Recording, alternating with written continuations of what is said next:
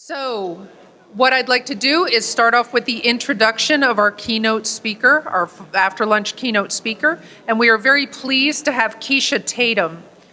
Keisha Brown Tatem has been the Arizona State Conservationist for the U.S. National Resources Conservation Service since 2011. She began her professional career with the Nrcs as a soil conservationist student trainee in 1995 and is a graduate of the USDA Senior Executive Service Candidate Development Program. So please welcome Keisha Tatem.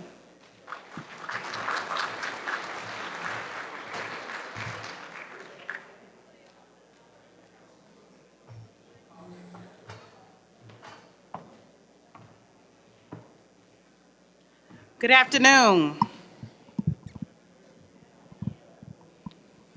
I know some of us are still trickling in from lunch, and I guess you really don't always want to be right after lunch, right? So I better make this as exciting as I can. So I want to very much thank the Water Resource Research Center for inviting me. This is my first time attending this conference, and I think it was Chris Udall who reached out to me and said, you know, we really should have you on the agenda because the name NRCS comes up a lot in those meetings. So we're finally here. I know you heard from our colleague this morning out of our Washington, D.C. office who talked a little bit about our technical services and how we view irrigation efficiency and water conservation. I'm going to talk a little bit about our programs and what we do specifically here in Arizona. I'm not sure how many people really even know who we are or what we do, so I'm going to get right into what do the letters NRCS mean? What is that? We are part of the United States Department of Agriculture, and the letters stand for Natural Resources Conservation Service. We are the agency that works directly with farmers and ranchers on a voluntary basis to address their natural resource concerns. Okay, just in case you still don't know who we are. We were created out of the Dust Bowl. Most people know us as the Soil Conservation Service. Okay, I see the head shaking. Okay. So we actually changed our name to Natural Resources Conservation Service in 1994, but most folks still do refer to us as SCS, of the Soil Conservation Service. We'll answer to anything, so either way is fine. And we provide technical and financial assistance programs that are legislated in the Farm Bill. I think I heard the Farm Bill mentioned earlier, and then we receive annual appropriations from Congress in the federal budget to implement those Farm Bill programs. Today I'm going to talk about one, maybe two Farm Bill programs in particular, because are the two that really have an impact on irrigated agriculture and the ones that get used the most here in Arizona. So we have 24 field offices around the state of Arizona and all of Navajo. So I'm the state conservationist for Arizona, but Navajo Nation decided they didn't want to work with 3 different state conservationists. And Arizona was selected as the state conservationist for all of Navajo Nation. So in addition to servicing Arizona, I also service Navajo Nation lands in Utah and New Mexico. We work directly with our local partners. The Natural Resource Conservation Districts is what they're called here in Arizona, NRCDs to most of you. Our partners at the Cooperative Extension. And our biggest partner is our farming community, our farmers. So although we may have some technical experts on our staff, and we work with other technical experts from other federal and state agencies, our real experts are those farmers that are out there on the ground every day. They're the ones that help us help them in identifying resource issues and addressing their natural resource problems. So what we specifically do. We write conservation plans. We're the conservation planning agency. That's probably what we're known the most for.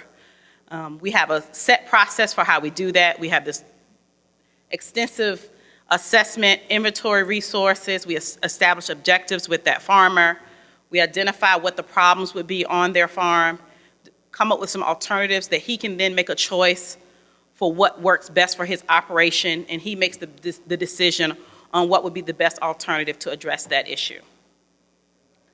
Then we have financial assistance programs, and the financial assistance programs are the programs that those farmers can then use to implement the practices and the systems that they've outlined in their conservation plan. The number one program, Environmental Quality Incentives Program. It is a Farm Bill program, and it is a competitive program based upon the most environmental benefit. And when I say competitive, farmers apply for the funding based upon what's in their conservation plan. We do an evaluation of that conservation plan. It gets points and it's ranked, and then the point value system is based upon environmental benefit. We fund straight down the line until all the money's gone. They can take that money to, we reimburse them once they install those practices. They get a portion of the cost associated with installing those practices returned to them.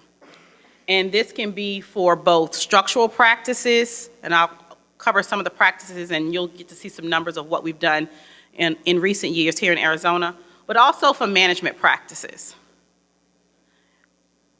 All of our irrigation-related practices are related to irrigation efficiency. So the program will not bring new land into production or put new land under irrigation. The land must already have been irrigated. In fact, it must have irrigation history of 2 out of the last 5 years. And we're working with those farmers to find out ways to improve the efficiency of their existing system. That could be switching from flood irrigation to a center pivot, finding a system that would be more efficient and better suit the needs of that farmer. And all of those practices must meet our standards and specifications. So where does the irrigation money go? So this is a breakdown of money we've obligated in the past 3 years specific to irrigation-related practices. This is just for irrigation.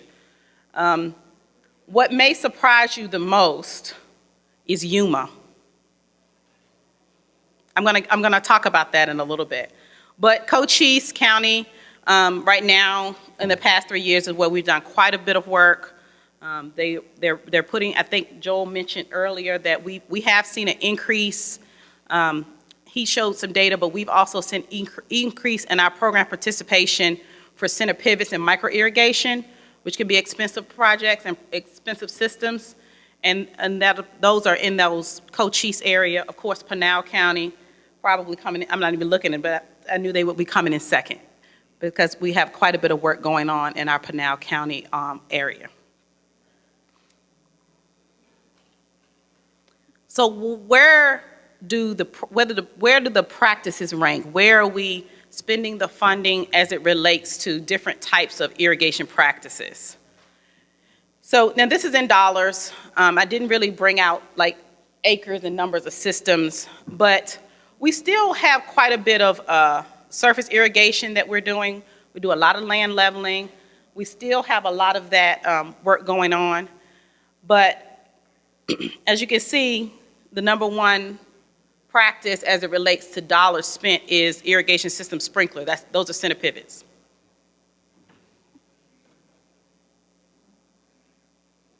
So some of the challenges that we face when we're working out there directly with farmers, we do encounter some very distinct and specific challenges. We're the government.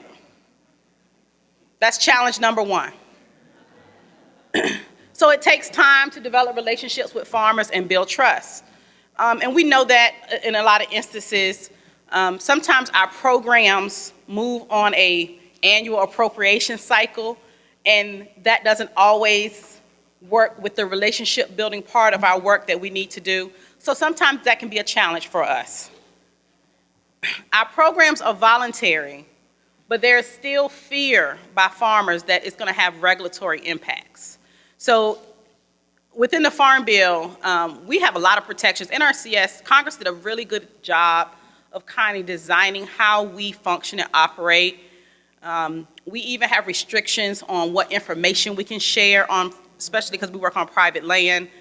And so we do a lot to protect the information of our farmers. We do a lot to make sure our programs stay voluntary. We're not a regulatory agency, and we don't share information about specific farmers or ranchers or land that we work on outside of USDA.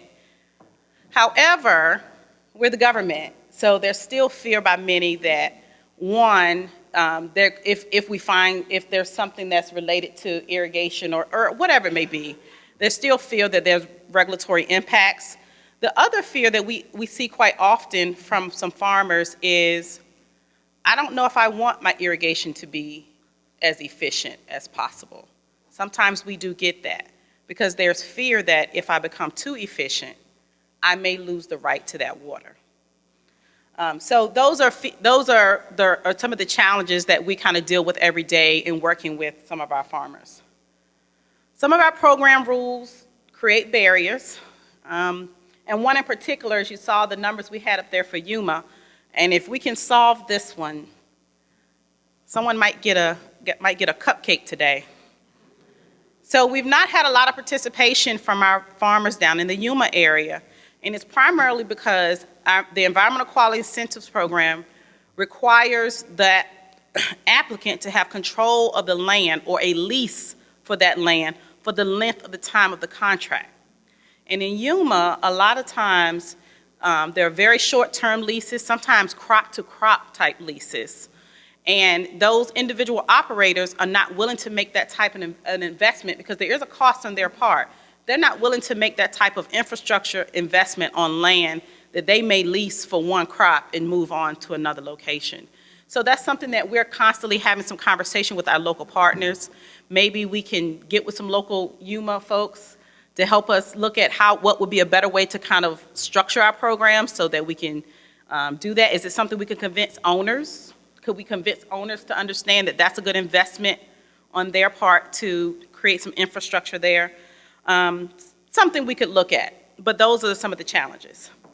And then we always have more applications than funding, always, every year. In the past 3 years, we've received 439 cropland applications, and we were able to fund 201, so right at about half. So, looking to the future, there are some things that we kind of have coming down the pike and that we're preparing for.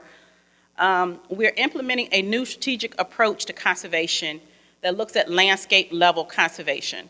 And this is where we are definitely wanting to engage local partners. Nrcs is probably most well known for the locally led conservation delivery system that we have. We work directly with our local conservation districts and other local partners to identify resource priorities that determine how the money is spent. Most federal agencies, it comes from the top down.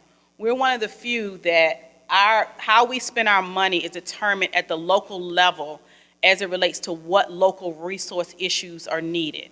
And so we are now expanding that and looking at a strategic approach at a state and a local level. We've kind of done quite a bit of these random acts of conservation. And so we're trying to look at how do we really have the best and most impact on resources on larger areas and on areas where maybe multiple farmers can go in together. Maybe all the farmers in an irrigation district can be looking at how, instead of one farmer having a conversation with us, we're having a conversation with an entire set of farmers in an irrigation district on what's the best way to address your resource issues. So that is something that we are actually this week rolling out with our staff.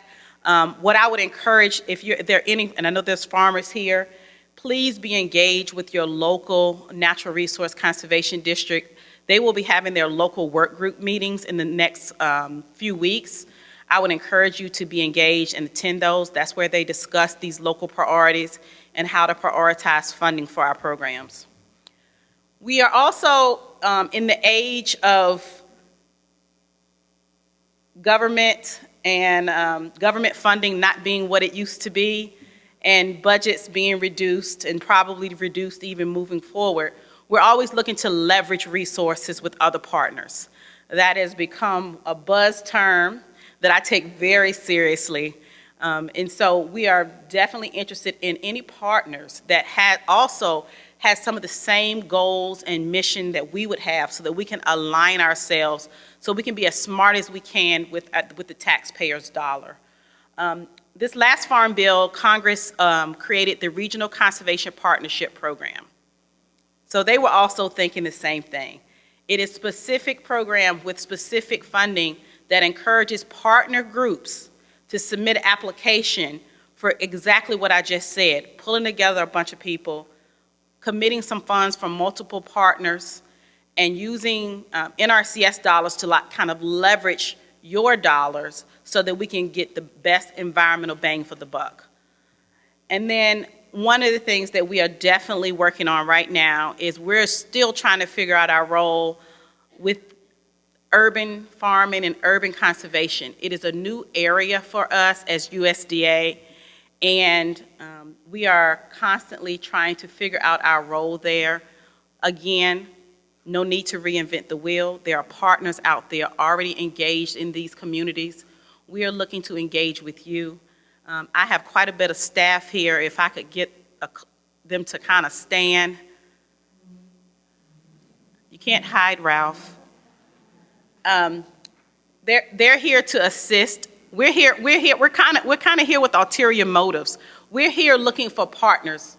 We're not just here to communicate to you what we have. We're also trying to find out what you have and how we can leverage resources and work together a little bit better. So these three guys that are out there, if they haven't caught you or haven't met you or shook your hand yet, they will be before the day is over with, so that we can find a way so that we can partner.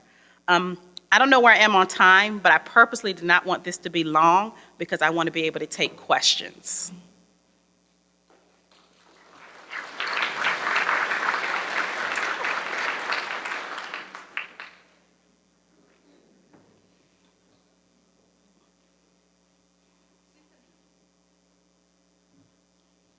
No questions? I don't know if that's good or bad.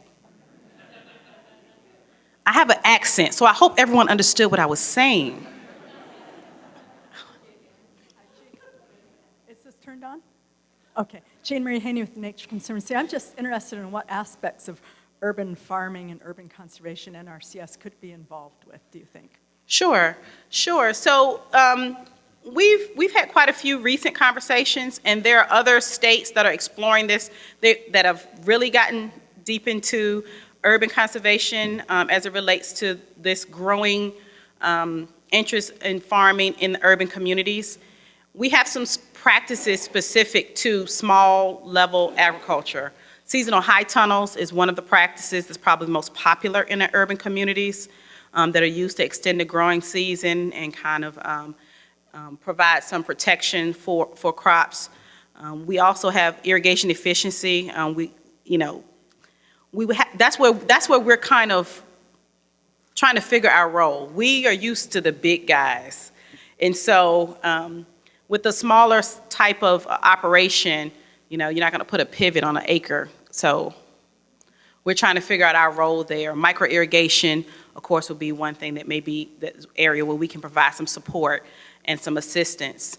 But what we found to be most popular is the seasonal high tunnels.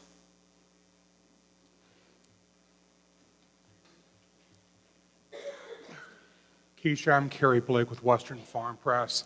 You touched on this, new administration in Washington, 31% projected budget cuts at EPA. NRCS, USDA, big part of their funding is through the Farm Bill. What do you see in the months and years ahead for funding for NRCS programs? I don't really have a crystal ball on that. I've not heard a whole lot of rumors within our ranks as it relates to, possibility of funding. The president has released his budget that you all can get access to, and he is projecting or proposing cuts to USDA. But I guess I see it as those are opportunities too. I think sometimes when we tighten our belt, we find new friends. And so that's why I'm really interested in leveraging funding and finding other partners out there that can help us stretch our dollar, and we can still do the good work that we've always been doing. You're welcome.